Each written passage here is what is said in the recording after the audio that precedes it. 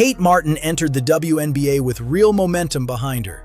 2 Final Four runs, a national championship appearance, 4 years of being the most important complementary player in the most-watched women's college basketball program in the country.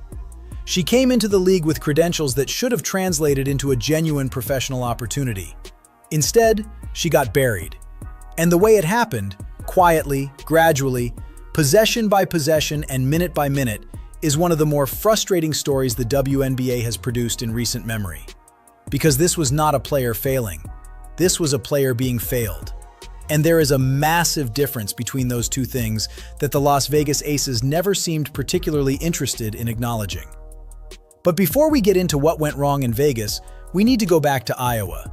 Because you cannot fully appreciate what was taken from Kate Martin in her rookie year without first understanding what she actually built in college. Iowa women's basketball before Caitlin Clark arrived was not the center of the national conversation. It was a solid program, respected, but it was not must-watch television, and it was not changing the trajectory of the sport. Then Clark arrived, and everything shifted, and the games at Carver Hawkeye Arena stopped feeling like games and started feeling like events.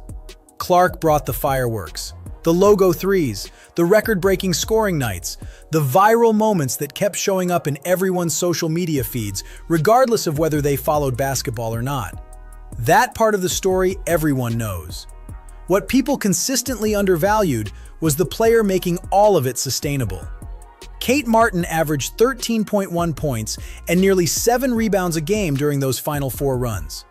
Those are not background player numbers. That is genuine production from someone carrying real weight on a team, operating under a national spotlight unlike anything women's college basketball had seen before. And she delivered those numbers while making a deliberate choice every single night to prioritize the team's ceiling over her own individual ceiling. She set the screens instead of curling off them. She made the pass that led to the better shot instead of taking the shot herself. She crashed the offensive glass on Clark misses instead of relocating for a more comfortable position. She talked on defense before breakdowns happened instead of reacting after they did. Every single one of those decisions cost her personal statistics and gave the team wins. Night after night, game after game, against the best competition in the country. And that Final Four win over South Carolina? That game right there. Kate has called it the defining moment of her college career. And when you watch it back with fresh eyes, you understand exactly why. Iowa knocked off an undefeated powerhouse that everyone assumed would roll through the tournament without serious resistance. And Kate was everywhere in that game, boxing out players with 4 inches on her, setting screens that disrupted a defense built on length, making the rotation, communicating through every defensive scheme with a composure that refused to let the moment get bigger than the preparation. She was the calm that made the chaos manageable. And when Iowa executed that game plan perfectly and knocked out South Carolina, Kate Martin was as responsible for that outcome as anyone on the floor. That is the player the Las Vegas Aces drafted. That is the player they then systematically failed to use. The numbers tell the story with brutal clarity. In May of her rookie season, Kate was averaging around 20 minutes per game. That is a workable foundation. That is enough floor time to build rhythm, make mistakes, learn from them, and start earning the trust that gets you more responsibility.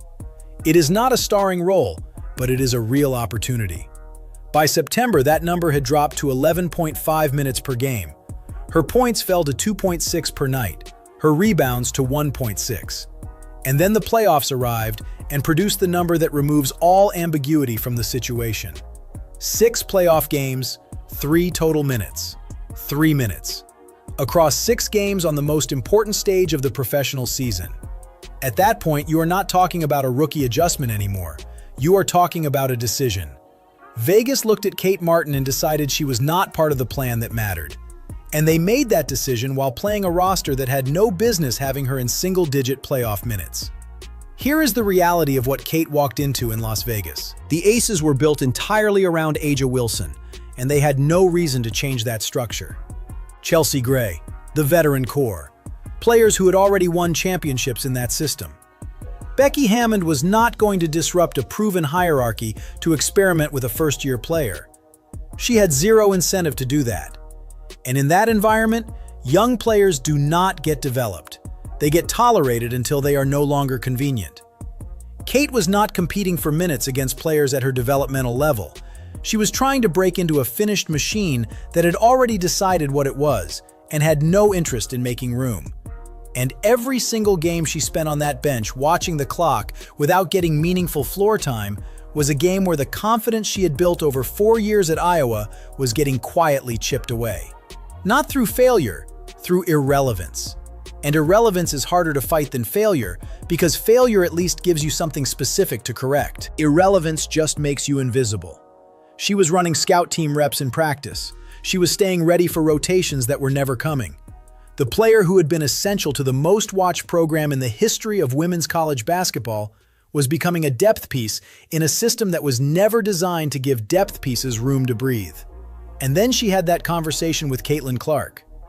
Clark was navigating her own brutal adjustment in Indiana, the injuries, the physical pressure from veterans testing her limits on every possession, the weight of carrying the expectations of an entire league's growth while simultaneously trying to survive a professional environment that was harder and faster than anything college basketball had prepared her for.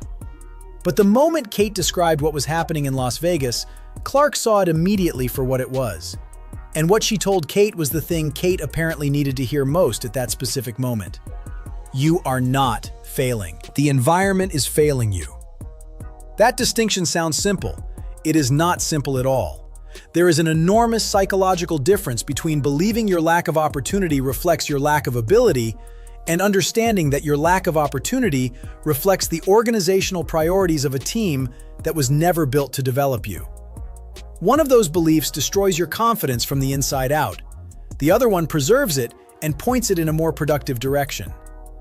Clark reminded her of what they built together at Iowa: the chemistry, the trust, the specific way Kate's presence made an entire team harder to guard and easier to play for simultaneously. She reminded Kate that those qualities were real and that the right organization would see them immediately. And she was right.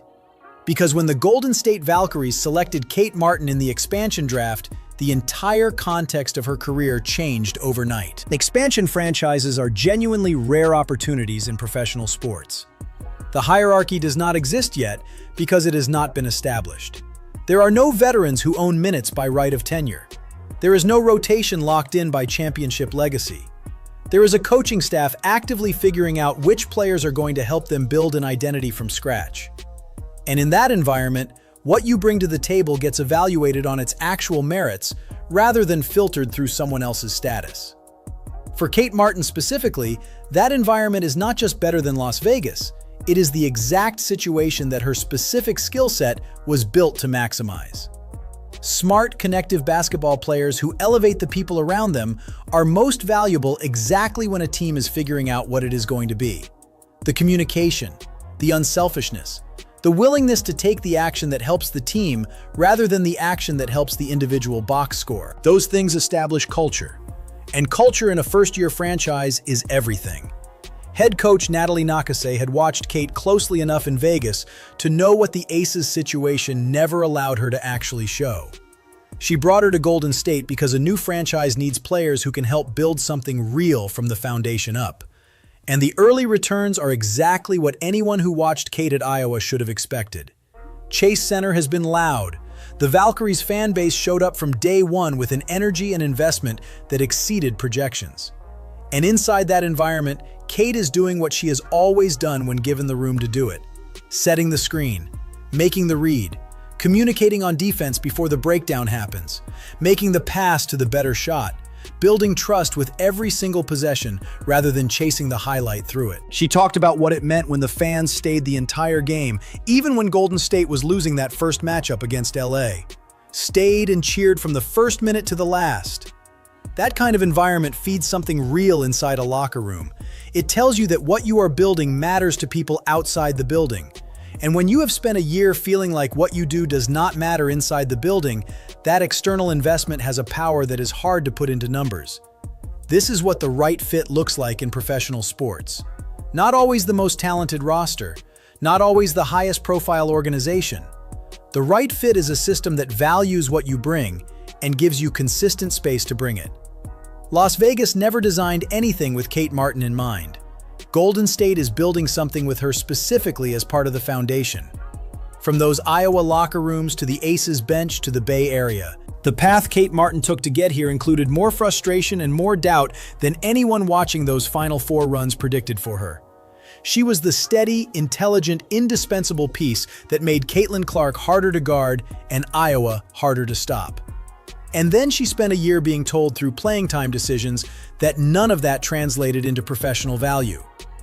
One conversation with the person who knew her game better than anyone reminded her that the organization's assessment was wrong.